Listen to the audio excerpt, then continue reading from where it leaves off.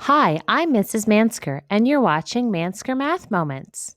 Where math is fun! All right, this is just a quick video demonstrating how to take collected data and turn it into a graph or a chart using Excel. So let's say I gathered some data, and let's start off with weather from a month. So let's say there were 7 sunny days in that month. So I'm going to just type the category I'm looking at, in this case sunny, and then how many beside it. And let's say there were 5 rainy days. Oh, let's do cloudy. There were 4 cloudy days. And let's do partly cloudy. And let's say there were, let's do 3 partly cloudy days. Oh, part of our words just disappeared, but no problem. Just come up here in between the categories that you're trying to straighten out here and double click, and it'll automatically move that over for you. All right, so to turn a set of data into a graph, we're going to click on a box and hold while we highlight all the information that we're interested in. And then we'll go up to Insert. And from Insert, I'm going to go over to the Charts category. Lots and lots of charts to work with. And I can just start choosing. This will be our bar graphs. And as soon as I hover over one, it's automatically going to fill in for me what the graph would look like in this case. These 3D ones are really cool. I like those. You'll see some of these have multiple lines here and they're not showing up in my graph. That's because I only have one set of data. I don't have another set of numbers. So it's not going to show up there. Let's see. These are line graphs and area graphs. These are cool, a 3D line graph. That's pretty neat. All right, but my favorite one, and the one I'm going to choose to do right now, are the pie graphs. I really love the 3D pie graphs, actually. But I'm going to stick with a 2D pie graph for the moment to represent this data.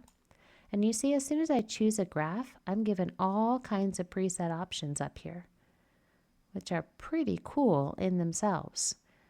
So you could just choose one of these preset options, but I'm going to choose to edit my own one. So I'm going to first start by double clicking on the title. And let's change this to, let's say this was the weather for the month of August. And I don't really like all the colors that they chose. And I want to change those colors. So while I'm clicked here on the pie graph, I'm going to right click and change the fill. Although what I did not mean to do was turn all of them the same color. Now, the reason that happened, I did it on purpose, but the reason it happened was because you'll notice all of these points are selected. So I actually have all the pieces of pie selected. If I only want to change one of them, I need to make sure that only that piece of the pie is selected. It's pretty easy to miss that, which is why I did it that way first. But now I'm going to right click and change the fill only for that particular piece of the pie. I don't even know what kind of piece of the pie that is. I have no label on this. So let's again right click. And I actually want a data label.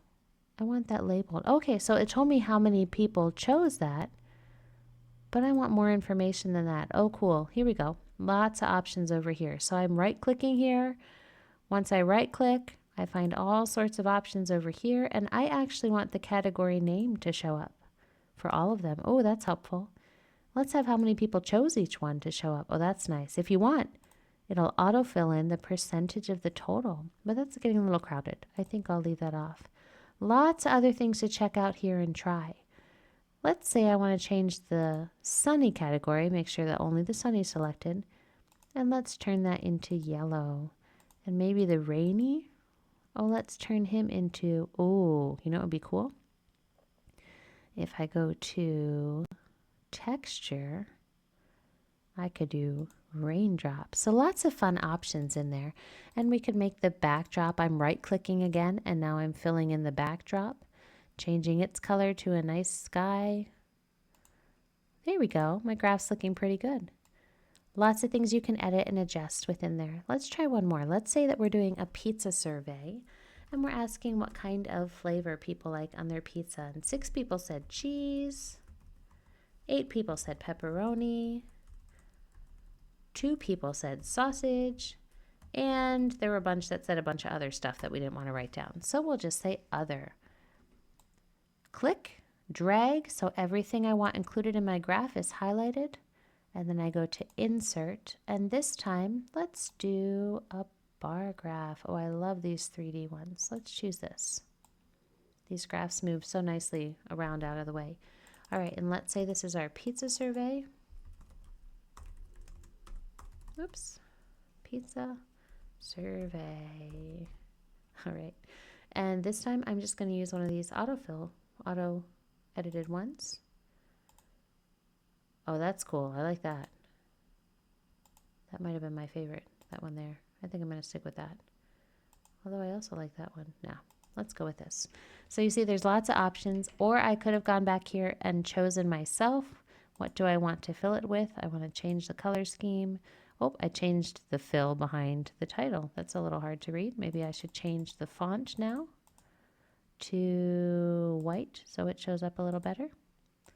All right, so all these different editing options, once you get your data in place, just click, highlight, insert, and lots of charts to choose from and all kinds of fun editing you can do. So enjoy.